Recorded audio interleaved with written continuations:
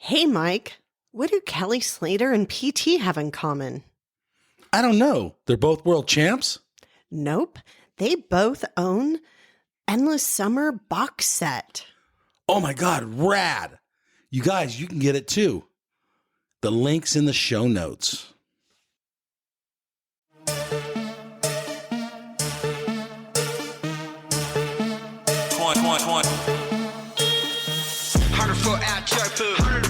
Racks on a softer, slippery, big guns like Mark Fu, trap jumping like a kangaroo. Hey everybody, welcome to the QuiverCast, where we chat with surfers from all around the world, from all walks of life, and we get their story. Find us at www.thequivercast.com. I am Mike, your host. Let's get into the show. Hello, everyone. This is Mike here with the QuiverCast, and I am super stoked. I have Ian Crane from Sacramento here. How are you doing, Ian? I'm good. Thanks, Mike, for having me on. Dude, I'm stoked. Thank you so much. So the first thing I have to ask you is there a pressure to living in Sacramento and having to surf well? I don't think it's like a pressure, but I don't know. It's definitely just like a cool thing to show up and rip. Like, you're always like inspired to surf good because you know someone's going to be out there trying to surf better than you. Yeah, it's not like a competition thing. It's not? And sometimes it is for some people, but I don't know. I think it's just like, I don't know. It's fun to surf good with your friends and in front of your friends. And yeah, I don't know. It's like a good little like healthy rivalry between everyone and just fun surfing good. I don't know. Surfing good's fun. And when you're surfing good with your friends, it's kind of even more fun. But the history and all the guys in the water in Sacramento, it's probably the mecca of the surf world. As far as talent goes. Yeah, it's pretty hard. I mean, all the generations. Yeah, every generation's has had like multiple heavy hitters that have shown up and blown up. Yeah. So when you were younger and you were seeing the older guys, what were you thinking? Were you looking up to them, or were you trying to compete against them, like getting waves and so forth? No, always looking up to them. Okay. I was like just such a little surf rat, like so psyched on whoever was out and surfing, whether it was Yeomans or the Gudauskas or Wardo and all those kind of guys. Is pretty insane. Who's the guy that you saw the most in the lineup? I don't know. Maybe, I don't know. Chris Ward was kind of gone a lot. Like he was like heyday traveling, so he would be gone a lot, but you'd see him show up and be ripping. But it's probably like Dane Ward and that kind of crew. They were older than us, and they're like big brother style, and they'd kind of take us surfing and be ripping around. And Yeomans and the Gudauskas would always be out, and Brandon Rajenovich was super gnarly goofy footer. I always thought he ripped super hard. Yeah, that crew. And then there's always like the older, like way older, like my best friend growing up was Chloe, and his dad Dino was of course, always ripping and would take us surfing, and he had his friends show up, and whoever would be in town would be rolling with Dino, and we'd see all like the gnarly pros come into town for the contest, and they'd always hang with Dino and around Dino's house, and we'd just be like little grom rats watching him surf T Street and psyching. That's rad, because you have an opportunity like most kids didn't. You're actually seeing like the stars and hanging out with them, kind of, and surfing with them. Yeah. What'd that feel like? Oh, it's just like the coolest thing ever to to be able to like high five one of your favorite surfers, and like he knew your name because you just so rad. were a little grom in the water, probably bugging them, but like having like one of your heroes remember your name or something like that is like so the cool. Coolest thing ever when you're a little kid, right? Yeah. Oh my God. Yeah. Then let's start way back. How did you get into surfing? So I got into surfing. My family surfed. My grandparents had a house in at 71st Street in Newport Beach. Oh, okay. At River Jetties. Yeah. And so my dad and his brothers, they grew up there. And oh, really? Right on. Yeah. So they moved there when they were super young. I don't even know. Like, I'd suck with times and years and dates and stuff like that. But however long ago, they bought the house from Frogman, the original Frog House guy. Wow. Yeah. So like, I guess deep. they bought his house, and at the same time, I think he sold the shop to TK maybe. Oh, okay. And then I guess he like took off on a sailboat and like sailed up to Oregon or something crazy like that. Dude, that's rad. But they lived in that house as kids and grew up, and they all had kids. He was like one of the 4 boys. Yeah. And then they all had babies, and we all just kind of grew up at our Nana and Poppy's house on the beach, and surfing the reforms at river jetties. And really, that's where you stood up in your first wave. oh yeah, I grew up surfing there. And the wave's good there, kind of. River jetties gets good. Yeah, especially when you're a little kid, you look up, like, it's huge and barreling. Like, I always thought it was really gnarly, and to just surf the reforms and hang out in the river and play in the sand. Is that before they redid the jetty? I think so. Yeah, it had to have been. Right on. Did you ever catch it when it was like kind of Santa Ana's at river jetties? I mean, yeah, we'd be down there like every week playing on the beach and where were you living? It. So I grew up in Newport until I was about 9. I moved to San Clemente with my mom. Okay. Yeah, I've just been in San Clemente since then. Do you guys still have the house? The family still have the house? No, Newport? My poppy passed away when I was about 13, and they sold the house. Oh, bummer. Yeah, the beach house came to an end, but it was pretty magic. But it gave you the stepping stones to become who you are today. Totally. Through and through. Just surfer and beach person, and kind of everything I enjoy in life is probably because of growing up there. Okay, so you transitioned down the road to Sacramento. Mm-hmm. How was that transition? I was 9, and it was moved. I think it was like maybe the summertime, because I remember it was like in between grades. And I remember it was like real scary, like going to like a new school or whatever. Yeah, that's what I mean. My parents split, and I was like kind of whatever, super grom and like just whatever, rattled or whatever, on like new place, new friends, or I don't even know what I was doing. And then the first day of school, I went to Concordia Elementary, and I was in the same 5th grade class as Chloe. Okay. So I was like, oh, I got one friend here. Like, I knew him from doing NSSA contests. Like, oh, okay. We like weren't really friends yet, but like knew each other. Yeah. And then recognize each other. Yep. And then there was also like a couple of like other surfer kids in the same grade that I recognized from doing NSSAs. Wow. I was like, okay, cool. I got some friends. This is sick. We quickly became best friends. That was like my life now. I was in San Clemente. I had like surfer friends that like were super tuned in. Like, I was always a surfer. Like, I was competing and did NSSA, but like I was just like a stoked surf beach kid. Like, I didn't really know anything about like pro surfing or anything. Right. Like, Chloe grew up in it, and like his dad, and like I would start hanging with him and his dad and going to the beach with them, and they're like so tuned in with everything. I was like mind blown, and that like was like the coolest thing ever. I was like, wow, it was like the funnest thing ever. So once again, surfing kind of gave you a bridge so you knew people. So that's pretty rad. Yeah. It made like a weird situation into like a super cool, comfortable situation. Yeah. Do you remember surfing contests for the first time, and how did that feel? And why did you surf contests? Why did you feel like you wanted to?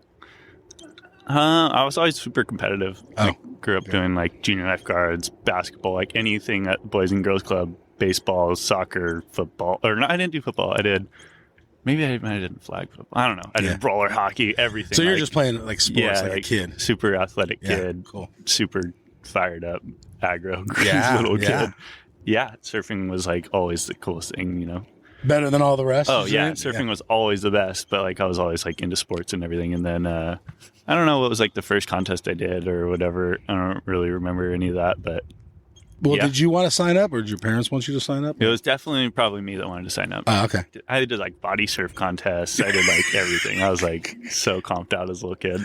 That's right. Yeah. You were a go-getter kind of. Yeah, I was just aggro little kid. Yeah, that's right. Yeah. So then you're surfing NSSA. How you doing in NSSA as a young kid? I never really won any of them. I would always do like kind of good or losing a rep charge or something. Yeah. Throw my board on the rocks and like have a meltdown. But were you that kid? Oh yeah, I had such a hot head. I was just like aggro, but I would always lose and be pissed. But I'd have like the funnest day ever and like eat candy and play in my sand in my wetsuit and surf heats. And I don't really know if I like comprehended winning it as much. It was just like fun competing and hated losing. I don't know if it was. I don't know if I was thinking about competition other than it was fun to try hard doing something like that. So did you like contests? Yeah, I love contests. Every weekend was a different event, and my mom would take me to all of them, and we'd have like sick beach days, and you hang with your buddies, and it was just like a fun like camaraderie kind of deal, as well as like surfing and trying to surf well and whatever, make heats.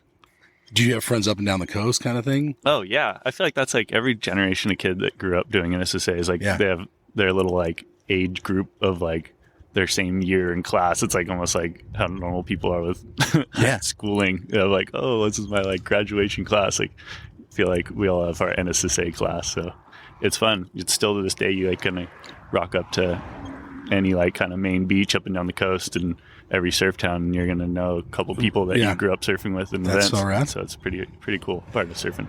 How was Kolohe doing in these events when you said you quite weren't making the final? Was he doing better than you? Yeah, that kid won everything he did, every event. Did that piss you off?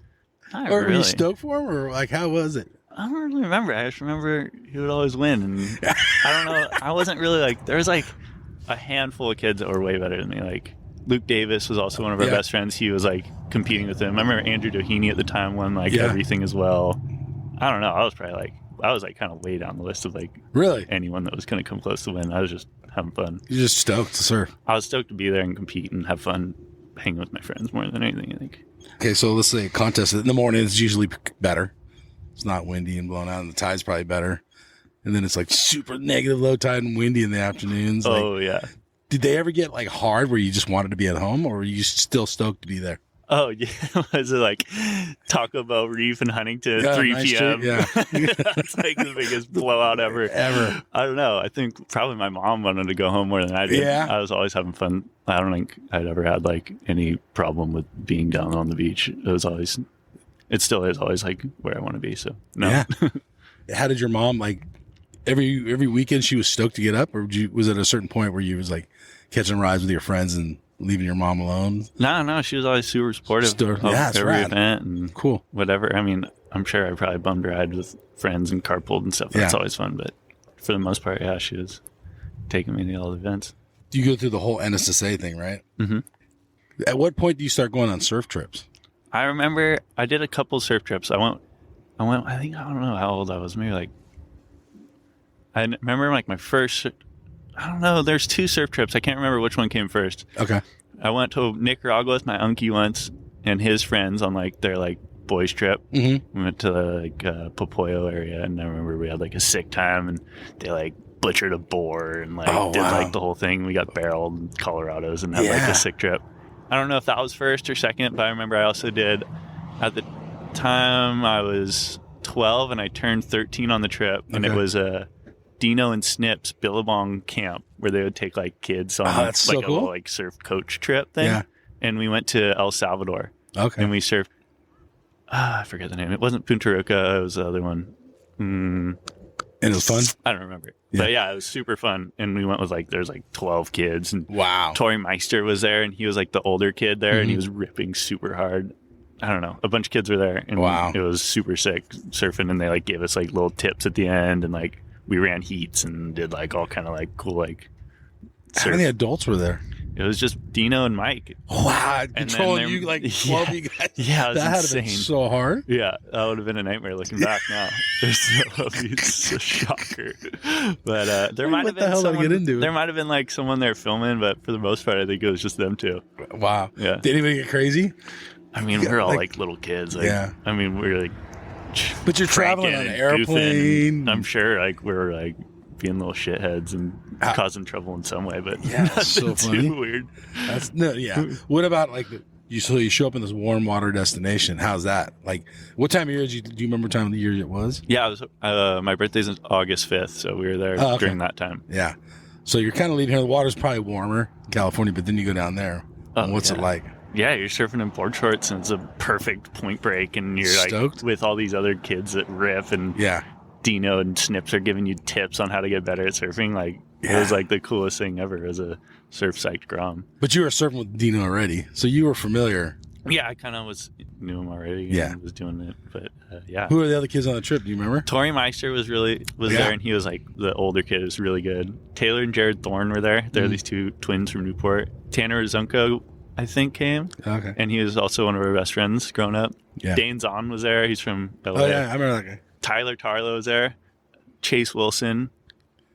I don't remember. This sounds like so like fun, but also chaotic. Keone Patterson. Okay. Yeah. That sounds rad. Yeah, we had such a good time. So at what point are you like thinking about traveling? So now you've had a couple little trips as a young man. Are you like now hooked on traveling, or what's your thoughts? I mean, yeah, when I was that age, I like too much of a deeper feeling of anything other than like surfing and having fun with my friends. Hasn't changed too much, but I mean, I definitely liked traveling and going to new places and surfing waves. And yeah, I actually remember it on that trip. For some reason, in that time in my life, I was terrified of waves. Like, big waves were like the scariest thing ever. And it wasn't even like, looking back, it wasn't even big waves. It was like a sand point, like mushy right point. Like, it wasn't even anything crazy. But I remember I was like so scared. I like wouldn't paddle out the back most days. I was like, really? Yeah, I remember it was like eating me alive. I like couldn't get myself to do it. Now thinking back, that's like a weird thing. So at what point do you decide in your head that you're not going to die, or you're going to at least try in bigger ways? I don't know. I think it ate away at me for a long time. Did it? Yeah. You get inside your head? Yeah, thinking back now, like talking about NSSA and stuff, I remember going to contests at Seaside Reef and it always being big, and like I would never go out on the end of the reef. I would always like surf the reef form and just lose or something. Like I remember Westerns, the Western Conference Championships or whatever in Huntington would always be big, and same deal. I'd be terrified. And I think it lasted kind of for a long time. Really? Yeah. It still has a little bit. Like I still get scared of big waves, but not on that level. Like paddling out past the white water. So what do you think was going on? It was just, I don't know, weird like kid glitch. Yeah. I don't know. Okay. Well, I mean, I think the ocean is scary. It can be, right? So that's interesting. Okay. So you're moving on in life, and you're going through NSSA. What goes on after NSSA? After NSSA was, I don't know, they did like the USA team stuff. Yeah. And were you involved in all that? Yeah, I was on the USA team, and we did, I went to the ISA championships for the under 16. We went to Ecuador. Okay, how was that? It was awesome. Joey Brand was the head coach. Okay. And I remember qualifying to go was like a tough thing. They had way more people on the team than they took to the competition, so you had to like qualify within. You had to first qualify to get on the team, and then you had to qualify within the team to go and compete. And I remember they would do these like extensive training camps in Huntington, and Joey would like put on like week-long crazy surf camps to like compete against the other USA team members. Yeah, and he would give out like pamphlets and like diagrams of like how to like compete in heats and like what to do in what situations, and like had all kinds of breakdowns. It was pretty crazy. Pretty cool looking back. Like we had Tuesday, Thursday, I think every week at 9th Street in Huntington was like training camps, and he would have us do all kinds of drills and stuff like that. But I remember he had one camp that was like a week long, and I had to compete against, I think the 16 team was like Kalohe, Connor Coffin, Evan Geiselman, Luke Davis, Evan Thompson. I forget who else. Okay. But it was like a big, like gnarly group of like kids that were like big really names. Good. Yeah. And I like somehow beat out Luke or someone to make it on the team, and I was so stoked. Yeah.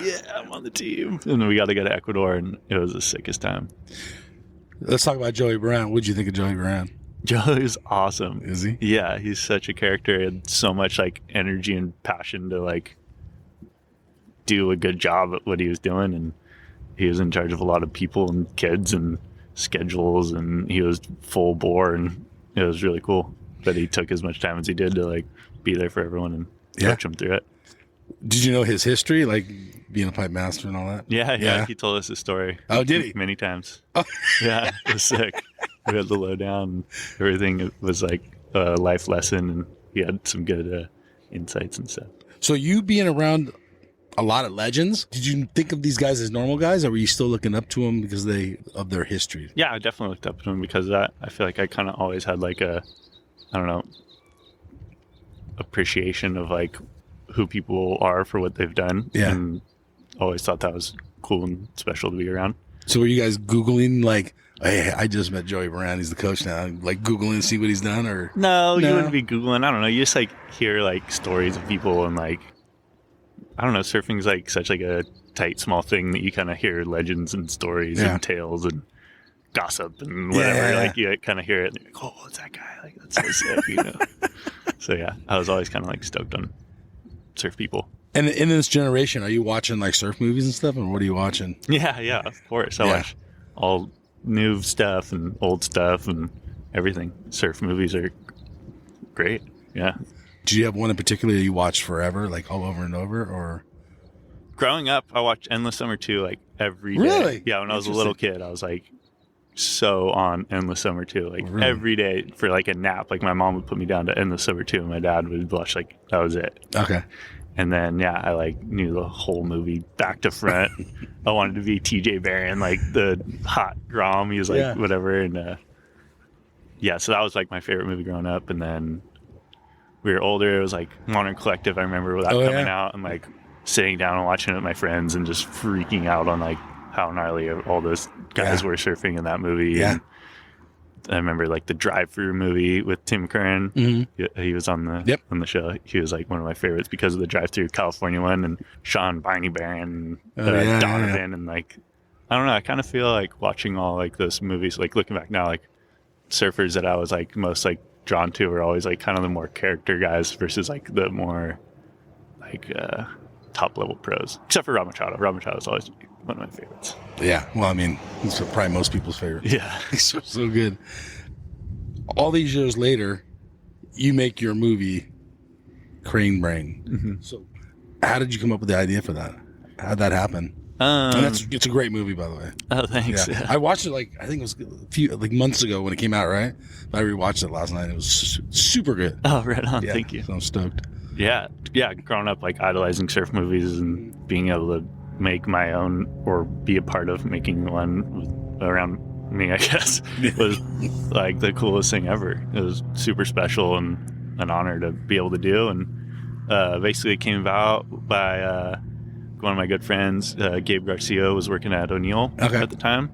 And we came up with like a little like pitch to the big bosses at O'Neill about what kind of we wanted to do moving project wise. And it was to make a sick movie or a surf film of some sort. And it started out with just short. It was going to be one trip to Indo and see what happens. Yeah. And then went to Indo and got a lot of good footage, and then went back to those guys like, hey, we kind of got a lot of good stuff we're sitting on. Like, let's expand on this and try to make like something more than another just little edit. It's like trying to make something more substantial. And they greenlighted it and went to Europe for a while and met up with a couple friends, and then did a trip to Ireland and topped it off with one of my other surf heroes, Corey Lopez, and all came together and became a surf movie. So how far apart was the Indo and then Ireland? Two extreme different. So it started off, I think I left sometime in July for Indo, and I was there for about 2-3 months. Okay. July, August, September.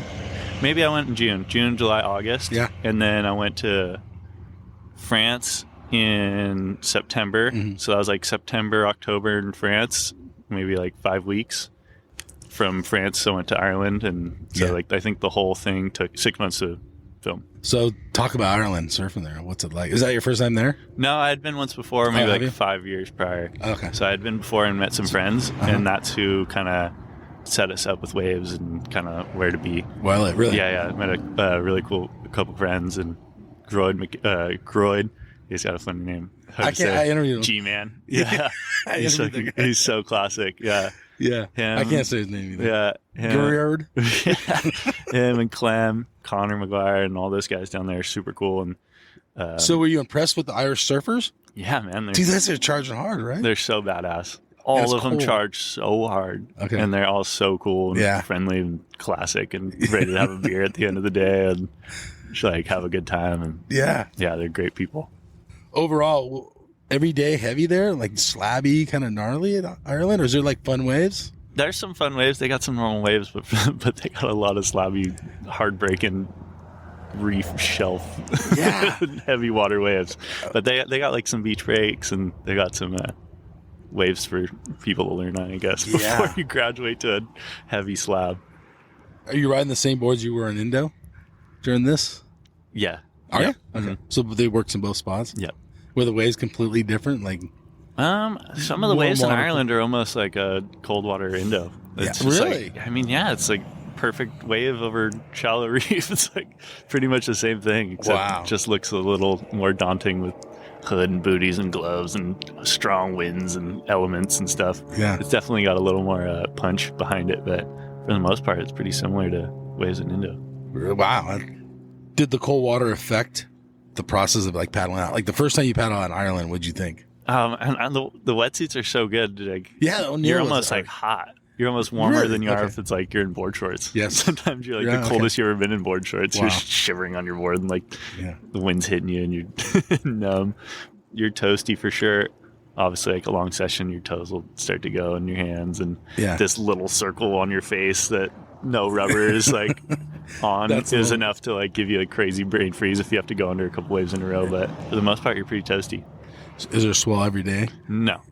So I was in France and I was talking with my friends in Ireland. I'm like, hey, I'm trying to go, like, want to get some waves, finish off the film. I'm trying to come with Corey Lopez. It's going to be sick. And they're like, hey, the waves look terrible. Like, there's nothing on the long range. It looks horrible. And so it's kind of coming down to the end of the window to be able to film for the movie. I was like, oh, man, we're going to have to think of, like, a plan B and, like, a couple like ideas like, oh, we could go to maybe Puerto Rico or something. I was like, oh, that's gonna look so lame with like the stuff that we already got. Like, Yeah. not that Puerto Rico's lame, but like No, yeah. we like needed like a little like more of like a cold water, Like looking- hardy? Yeah, like needed something to round out like all the Indo footage Yeah, and yeah. stuff like that. So I flew home from France, and literally the day after I land, I'm home like one night, and the next day I wake up and he's like texts me. He's like, hey, something changed. Their storm just popped up. Literally like 2 days from now is gonna be pumping. So like fire drill, called Corey, told him it was back on because he was like ready to go, and then like the swell didn't look good. He canceled, called him back, and he had already made new plans to do something. So I had to like convince him, like beg him to like cancel his new plans and come back on the original program to go to Ireland, and we flew back the Wow. next day. So I just kind of like hopped back and forth from Europe real quick, and yeah, we had a sick trip. You've kind of globe-trotted all over. In the airplane, you come home for one day. Are you looking forward to being home for a while, or are you cool with, all right, back on the plane, we're out? I'm kind of like, whatever I'm doing, I'm comfortable doing it. Mm-hmm. So if I'm rolling and hopping on planes and hopping off and in transit, I'm comfortable doing that and happy doing that. And then there's like a weird transition. Like if I'm home after like a long stint on the road, I'll feel so weird. Like, Really? yeah, like I'll Like feel what? weird. Like it takes like me like a week or something to like feel like normal. Mm. And then once I feel normal, like if it goes any longer, like say I'm home for like a month, then it's like, oh, it's kind of hard to leave. Like this is nice. Oh, yeah? But like it's that like first slowdown that's kind of hard to like get used to because you're like flying by the seat of your pants and on adventure. You know, it's like hard slowing down when you're on like a constant adventure. Okay, so did you plan your life to be a constant adventure? Or how did that happen? It kind of just happened. Did it? Yeah, but I like it Yeah. the way it is. Cool. Yeah, if it works. Yeah. I mean, what's the longest you've stayed at home? Where you've just kind of kicked back? I mean, kind of since I was like a kid. I don't know, like since I was like 18, 19, I kind of been on the road rolling. So it's been, Wow. yeah, a good 10 years of constant popping Just around. traveling. Yeah. So do you got the airports down and everything? Like Yeah, you're I got good some with traveling? tactics. I got some good tactics. And what's your passport book look like? Thing's pretty thick. Do you have any Pretty plans thick. of slowing down? No, like, I like, You love traveling. yeah, I feel like, I mean, at this point, it's my job to be a traveling surfer. Yeah. And when I'm home too much, I feel like I'm not doing my job to my best Really? ability. And Okay. I don't know, I guess I don't feel like I have a job, but I guess if I consider what I'm doing a job, Yeah. I like working. Yeah. You know, like Of I course. want to be You're like, getting the best ways in the world. well, yeah, I want to be like working. I want to be like doing the most that I can be doing to Okay. like stay busy and be productive. And Yeah. for that, Are you is- calling photographers and videographers Yeah, to like hook yeah, up with those guys? Like, hey, there's something coming. yeah, constantly. But Wow. I don't know. It's kind of at this point, it's become easy. Like a lot of my best friends are the guys I'm going on trips with, filming and shooting photos with. So it's just kind of like become like a really natural, easy thing. Yeah. And is it all fun? Is there any bad experiences? I mean, yeah, there's always bad experiences, but bad experiences make for like good memories. And Uh-huh. I don't know. I feel like I have like a pretty good way of like blocking out terrible things. Like, Oh, really? like I don't really remember too many bad things. Like, Oh, that's cool. yeah, it's like I don't know. It just kind of like disappears somewhere in my brain. Like, Yeah. just like good times mostly. What's the funniest Stick. thing that ever happened? Funniest? Like, yeah. Oh man. There's got to be a million of them. Oh man. I don't know. I don't know. Or getting stuck on an airplane, or I don't know, stuck somewhere that you weren't planning on, or your boards didn't show up. You ever been anywhere where like it's firing and no boards? Yep. I was doing a contest in Spain. Oh, and you're surfing a contest. And That's we even went worse. from, where do we go? I don't know. We were somewhere else before this event. I think we might have been in the Azores, or I don't know. We went from one event to another. We show up at the next event, and I'm with the Geisman brothers, and we get to Spain, and no boards arrive. The event's set to run. And so I don't have my board bag, no wetsuits, no board shorts, no boards, no nothing. We show up at the event. There's like a surf shop there. They had nothing in the surf shop. I'm like, oh man, we're going to have to borrow boards. And then Nate Yeomans was there. And me and Eric were back-to-back heats somehow. And both of us didn't have boards. Nate Yeomans let Eric borrow his board. And Jeff Lukasic let me borrow one of his boards.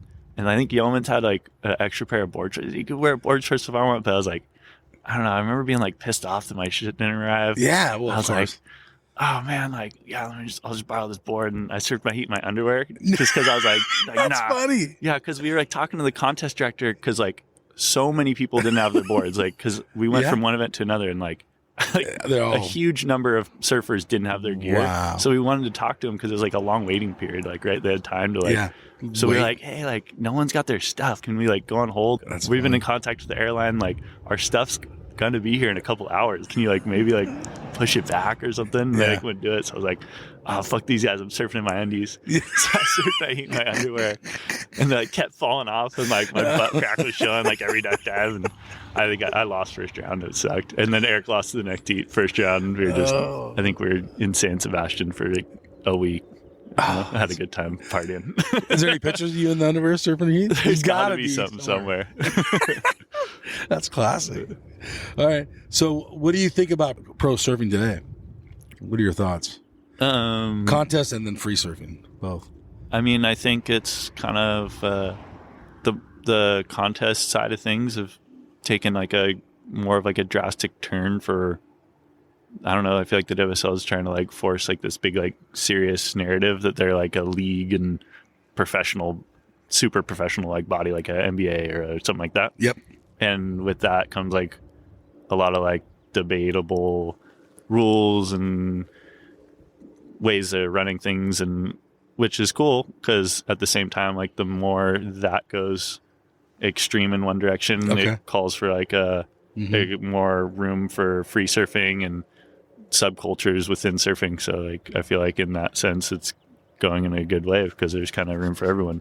There's room for like the elite pros that are ready to jock it out and be on that top tier tour and do amazing surfing, and they're ripping super hard and everything's so like fine tuned and top notch on their program. And then there's room for like log guys at Sano and everyone in between. Like there's just like, I feel like it's in a good place in that sense that there's entertaining surfing going on all levels, and there's something for everyone. Since you said it, the guys at Sano on longboard every Saturday, Sunday, and Friday, are they watching WSL, you think? No way. No, I don't think so. Yeah. I don't know. I think if like, I don't know. Two different worlds? I think it's two different worlds. I mean, I think like I'm probably in the middle. Like I don't really compete anymore, but I like love watching the pro tour and watching. Do you watch it still? Oh yeah, I watch like all the heats. Like I like sports, and surfing is my thing. So. That's your sport? Yeah, I love watching it. I don't like really feel jealous that I'm not there, or like I don't really like want to necessarily like be in that position. Like I'm happy doing the free surf thing, but I love watching it and watching the guys compete and break down the stats and all that Do stuff. You? But Are you like kind of a geek? Not too much of a geek. Like, I don't really know the numbers or like where people are at, but like I like watching it. Do you ever look at it and you're like, oh, I surfed against him, I beat him, or I lost to him? Or well, I mean, yeah, I'm at like those guys. I'm at like a. I mean, I guess like, there's like a lot of peers that have qualified and made it and stuff like that. But yeah, I'm happy doing the free surf stuff. Free surfing today is what do you think is free surfing is today? Like back in the, I guess my like younger, they had magazines and stuff. Now those are almost all gone. There's a few, I guess, Surfer's Journal. And do you remember when there was print? Of course you do. Yes. Yeah. I think I was like tail end of print. Like I just wasn't old enough to be on like all the mag stuff, or like I was cool enough, I guess, when I was younger to be on like that stuff, but mag trips. But yeah, magazines were like the sickest thing ever. I remember growing up and always having a subscription to Surfing or Surfer or one of them or all of them. I don't really remember. Trans World. Yeah, they're all the coolest. Is YouTube the new surfing platform so people can know what's happening today in surfing? I mean, yeah, YouTube's where everything gets uploaded, right? Yeah. I think there's different like realms to YouTube. Like, I don't necessarily like consider myself a YouTuber, but that's like where all like the surf content lives. Yeah. So yeah, YouTube's kind of the new mag. Yeah, I guess. isn't it? Like Yeah. that's like where you go. Like everyone's kind of got a smart TV or an iPhone in their pocket and Yeah. can log on to YouTube and watch like the latest and greatest by someone. It's always dropping some sort of new video or edit or movie or Right. some sort of concept or series or some sort of surf content to geek out on, get psyched to watch. You upload there. Do you feel like it's a good platform? Does that make sense? I mean, do you enjoy searching surfing, or do you look at other things? Or Oh yeah, I think it's sick. Like you go on YouTube and you could type in anything, like right, anybody's name, anyone's name, something comes up. Any movie, like old school movies, Yeah. are all on there. Like is Endless Summer 2 on there? Endless Summers 2 is on there. Yeah. Okay, cool. I watched Blue Horizon yesterday. The Andy Irons and Rasta Yeah, movie. yeah. Like they got everything. It's like It's all free. complete. Yeah, it's like a complete library of like every gnarly surf movie of all time. Yeah. It's like it's pretty sick if you want to sit back and watch some surfing. Like Yeah. it's there. It's all there. That's so rad. You have this thing, Beachhead, right? Yeah. So what is Beachhead? Beachhead. Yeah. Beachhead is just my little thing that I got going. Okay. It's like I don't know. It's like a brand that doesn't do anything. It's like a company that's not a company. I don't know. If you, like, let's say on YouTube, it says when you It's put my your alias, name I in. guess. Yeah, your alias. Yeah. Okay. So do you guys have something going on like last week in Sacramento? Yeah. So What was that? So there was extra footage from when I did the Crane Brain movie with O'Neill. Gotcha. Okay. And they were cool with letting me and my buddy Nick Green, who made the Crane Brand video with me. He Okay. edited it all and filmed most of it. We just took the extra footage and That's right. turned it into like 3 videos. And the first one is done. The other 2 aren't done. But Okay. so we just premiered it in San Clemente and had a night out. And How was town. It was sick. A lot of people showed up, and I think it was like the first night of spring break or something. So like a bunch of kids were in town, and Yeah. there was like that Jack's Pro that went down in Huntington as well. So a lot of surfers were in town from up and down the coast. So a lot of familiar faces showed up that were in cool. town for that. And everyone from San Clemente always shows up to stuff if there's like a event or something cool going on in town. So Yeah. it was a fun night, and played the movie, and a couple of bands played. And So it was like a full like party kind of. Really. yeah, it was raging. It was So super fun. fun. Yeah. Talking about everyone in Sacramento showed up. What is the support for everybody in Sacramento? Do you guys all back each other up? I mean, yeah, it's a small surf town. It's like everyone kind of knows everyone, and Yeah. everyone's stoked on people when they're doing stuff. Like, you know, you got something going on, and then people show up and support, and it's cool to have like a tight community like that.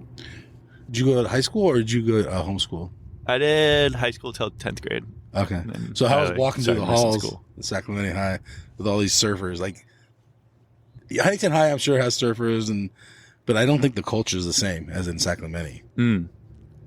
I think. I don't know if it was like any like I guess it's crazy a like Loaded question. crazy like movie scene story where you're walking down, like chicks are blowing kisses and like the jock guys are giving you high fives, and like I don't know, it wasn't like it wasn't like some movie scene walking down the hall like that. But surfing's funny. a big thing in our town, and Is it bigger than, let's say, football in Sacramento at the high school or not? not at the high school. I think No. any high school like football is kind Football, of hit, you know. yeah, okay. But there's good football players. Like when we were in school, that Sam Darnold kid was playing on the football team, and now he's like in the NFL. Oh, He's really? playing for the 49ers now. So like we had like good athletes kind of on all Wow. levels. Sacramento is getting bigger and bigger and bigger. I don't think there's any more room to build, is there? It's just the town is expanded. Oh yeah, yeah. It's full going further back Yeah, they've had east. some developments for sure. So does that affect the lineups there? Yeah, I mean, I don't know. I feel like every lineup in California is That's pretty true. crowded. Yeah. There's like a lot of people that are psyched on surfing, and And what would you consider your home break if you had to pick a certain break in? T Street. T Street? Yeah. 100%? T Street. How often did you go to Lowers?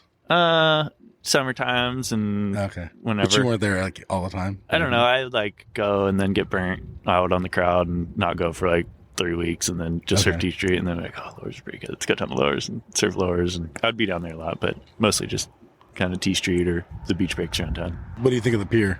The pier's great. Yeah. Is it? Yeah. It's like the hub.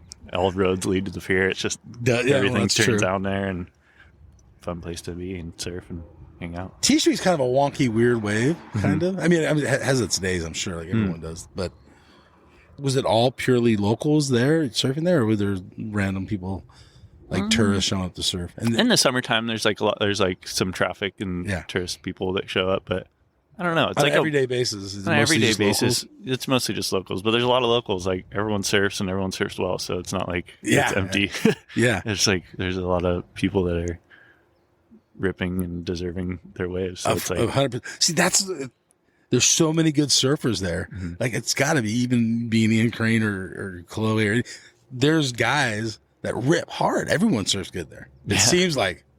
Yeah. In Sacramento. So yeah. It's a hard environment to surf in. Yeah. Some days it's like a full show.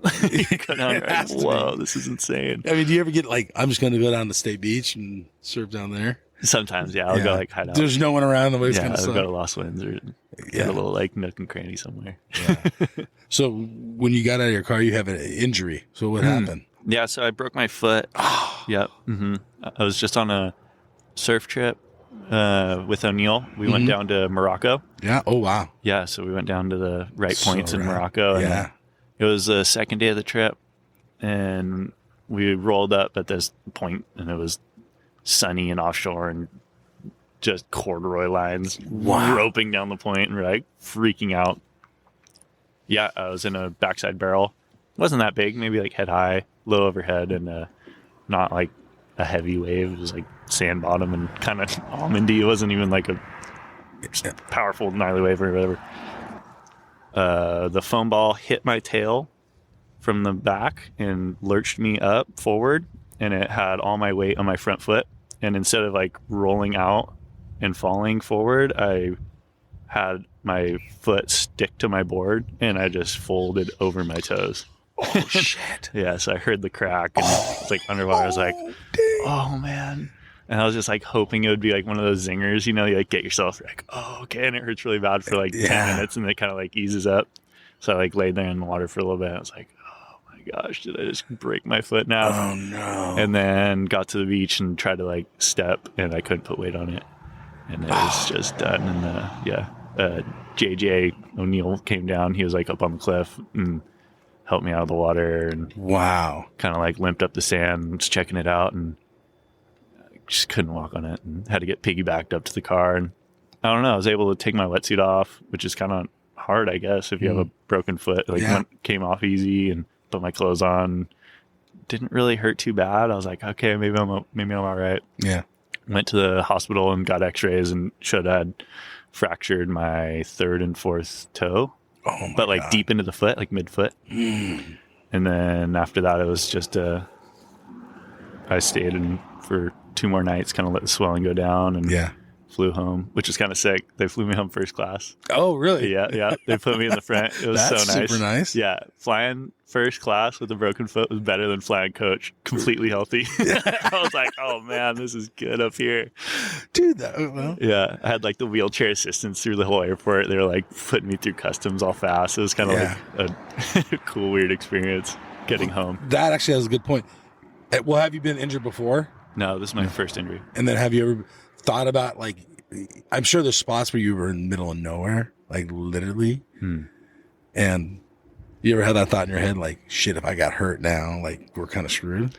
You know, I never really had that thought. Like, now I will. I'll be like freaked out everywhere I go. Probably like, oh man, if I get hurt here, I'm done. Yeah. Because there are times where if you were to go down, you're really not in a good place.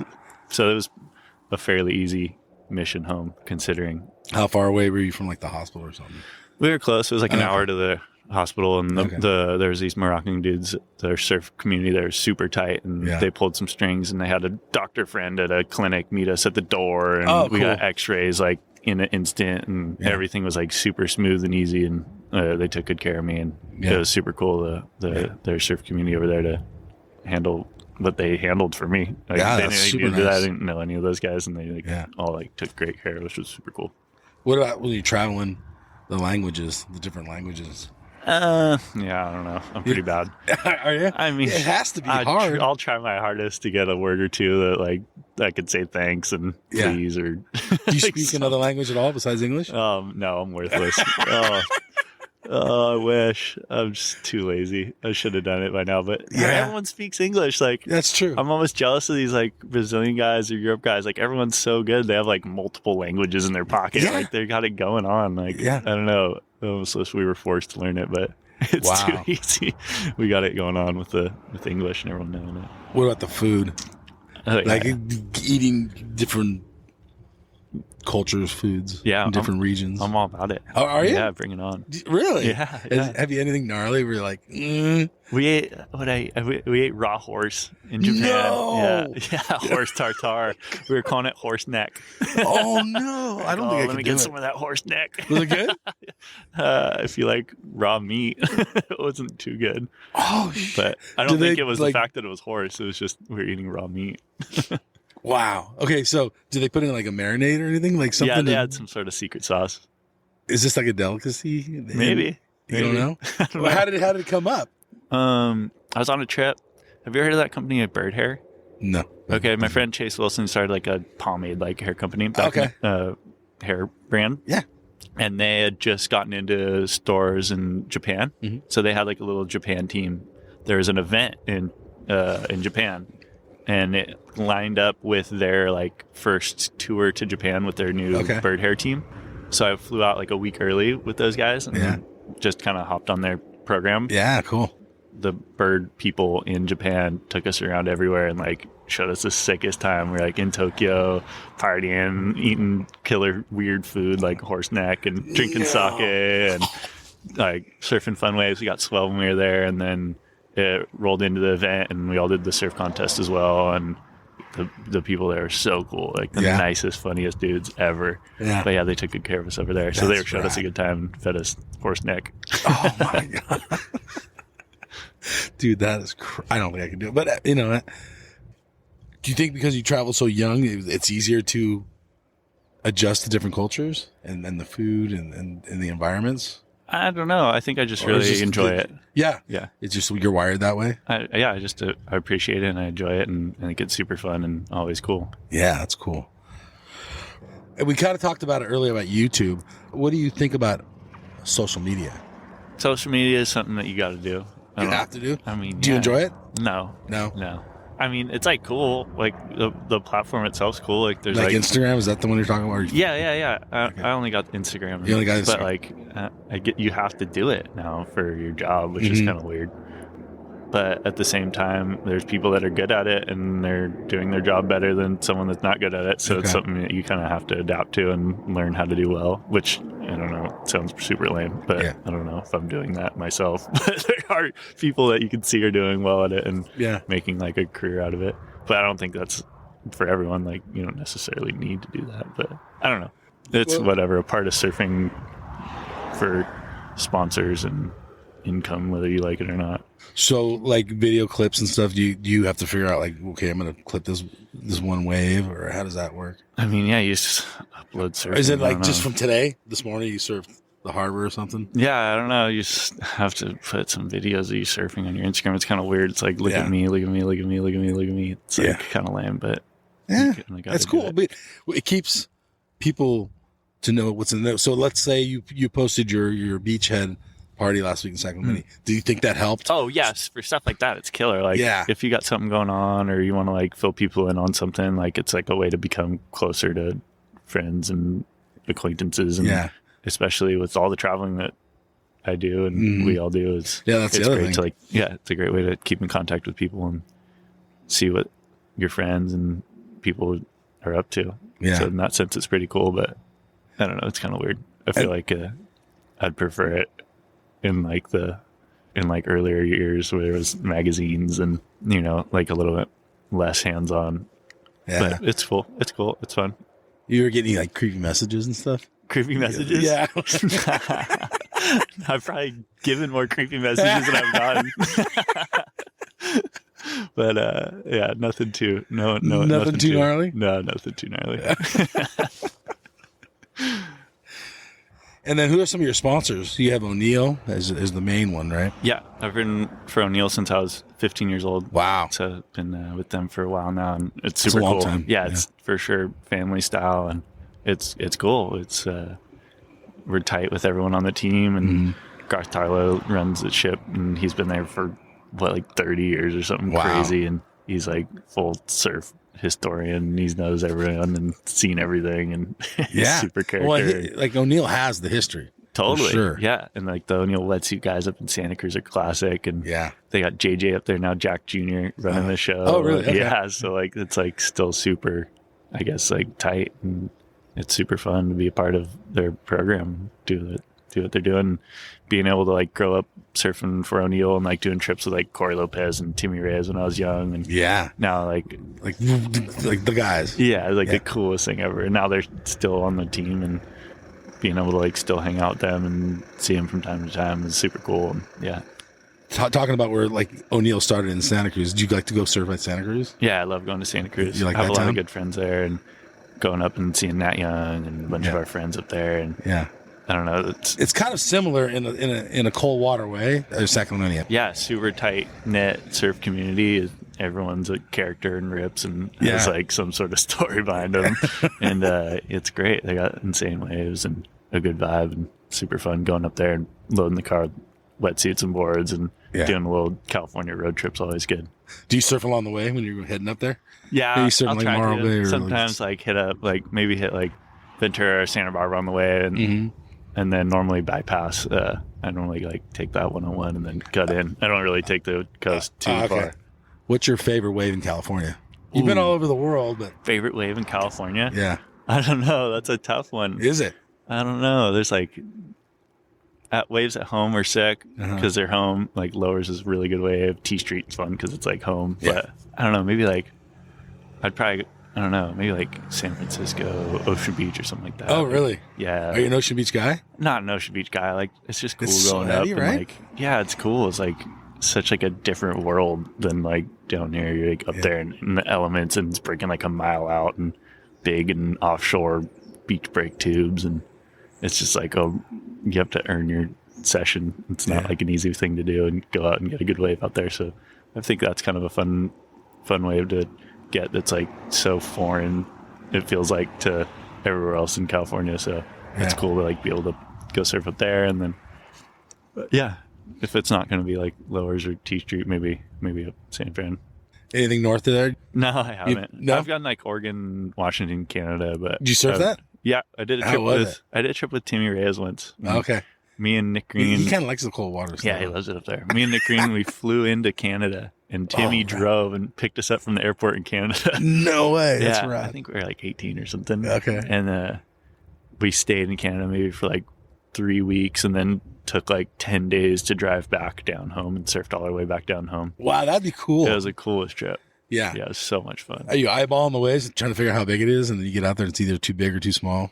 Yeah, Does that I happen? don't know. I just remember being scared the whole time because Timmy's a psycho. And I'm Really? like, oh, man. Did you put you in like, positions that you didn't want to be in? yeah, you just don't know what you're going to roll up into. And like, You have to go out. I mean, yeah, it's only me and him. We're surfing. Like, he's paddling out. I got to like, paddle out. Yeah. We didn't get too big of waves that trip. Luckily. Yeah. He was ready to throw us into something psycho, though, probably. He was down for it. He always is down for something, especially if it's like scary for you. He'll just look at you and not blink and laugh. You're like, whoa, you're psycho. You're going to kill me. Yeah. Have you ever seen a shark in the water? Yeah. Where at? Sano. I was surfing with my girlfriend at Sano like last year. And I remember paddling over a set because I thought there was another one. And I'm like on a huge catch surf soft top. And there wasn't a set, but I still had my momentum from paddling super hard for out the back. Yeah. So I was just coasting. And then I was like looking down because it looked like there's like this kelp ball or something. And I'm looking down. Like by the time I get like over it to where my eyes can like cut through the water and see. No way. I just see like the side fins and the head of like a huge shark. No. And it's like facing me right. It was like way bigger than I was for sure. And the thing does a U-turn right under me and goes woof woof and swims off into the out the back. I was turned around, looking at my chick. I'm like, oh, she's like, what'd you see? What'd you see? I'm like, huge shark. Did you go in after that? Huge shark. And she was just baffled. And then, Okay. Wow. But I think we stayed out. Okay. Because there was a lot of people further out. We just surfed Yeah, inside after you that. figuring you're good. But I didn't want to like scare everyone, like tell everyone I saw a shark and like ruin everyone's beach day. Yeah. The guy like swam away. Dude, that's gnarly. Yeah. I was like, oh my gosh, it's Sano. Do you ever try to get surfing either like super late at night or super early lowers and try to get it by yourselves? Oh yeah. Have you? Yeah. I've night surfed it and done the How'd that dawn work? patrol in the dark. Is it the same? On a surfing? full moon, you can fully surf it. Really? Yeah. Yeah. Wow. Especially, some full moons, I don't know, like the moon is always in the different parts of the Yeah, sky like at different times of the year. directions. Yeah. But when it's over the land Okay. and a full Coming from moon east? and it's like rising, Yeah. it lights up the waves so Wow. well. Yeah. Like the whole Interesting. face will be glowing. Yeah. Was there anybody else out with you? It wasn't like friends? we went down there at night. I think it was just like we surfed it at It was dark and then dark. the moon came up and Yeah. stayed for like an extra hour or something. That's rad. Yeah. All right, Ian Crane, thank you so much for coming on QuiverCast. It's Yeah. super fun, dude. Thank you. I appreciate it. All right. All right, everybody, this is Mike and Ian, and we are out of here. Like, 100 foot out, Joe Poo. 100 racks on a surf, dude. Slippery, big guns like Mark Fu. Trap jumping like a kangaroo. 100 foot out, Joe Poo. 100 racks on a surf, dude. Slippery, big guns like Mark Fu. Trap jumping like a kangaroo. You know we don't fuck with no kooks. Your boo on my didgeridoo. They calling me dude, I'm stacking the loot. I'm ripping your chick in the coop. She grabbing a hold of my leggy. They jelly, they Gucci my weddy. The friends of Giuseppe, the chain is so heavy, she think that I'm charging the Eddie. 100 foot out, choke poo. 100 racks on a surf, dude. Slippery, big guns like Mark Fu. Trap jumping like a kangaroo. 100 foot out, choke poo. 100 racks on a surf, dude. Slippery, big guns like Mark Fu. Trap jumping like a kangaroo. Surf trap, I'm stacking that money. Cash. Four shorts, a red Ferrari. He started calling me Dundee. Diamonds are surfing McFlurry. She want me to teach her to surf. Splash. I'm pulling up, ripping the verse. I'm leaving these kooks in the hearse. They get moved 100 foot on their head, they get work. 100 foot out, choke poo. 100 racks on a surf, dude. Slippery, big guns like Mark Fu. Trap jumping like a kangaroo. 100 foot out, choke poo. 100 racks on a surf, dude. Slippery, big guns like Mark Fu. Trap jumping like a kangaroo. You know we don't fuck with no kooks. You know we don't fuck with no kooks. You calling me dude, I'm stacking the loot. I'm ripping your chick in the coop. You know we don't fuck with no kooks. You know we don't fuck with no kooks. They calling me dude, I'm stacking the loot. I'm ripping your chick in the coop.